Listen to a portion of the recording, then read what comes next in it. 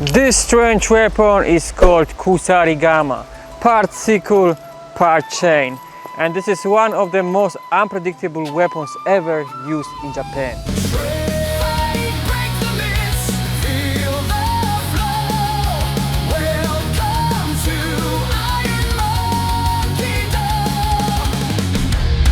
So, Kusarigama combined traditional farming sickle and chain, ended with some weight. It seemed very simple, but this weapon was designed to fight opponents both in long and short range.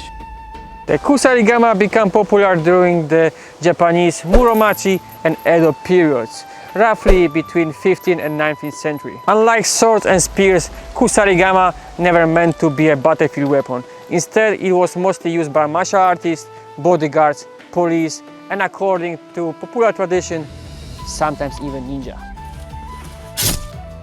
Let's talk about construction. This is not a real Kusarigama.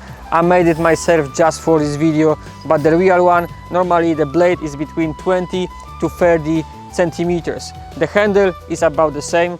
The chain normally is between 2 to 4 meters, ended with heavy iron weight. For my weapon, I use some leftovers, some old blade, stick, few screws put in together, and 3 meters of chain. And this allowed me to build pretty cool Kusarigama.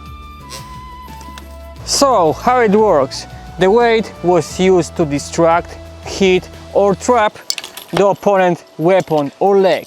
And when he's out of balance, sickle finished the job. One famous story involved legendary swordsman Miyamoto Musashi. According to some accounts, he fought Kusarigama master Shishido Baiken and defeated him.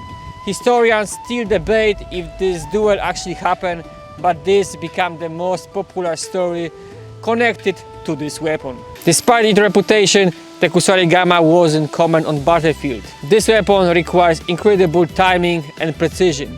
One mistake and this chain can become your own worst enemy. This weapon don't forgive mistakes.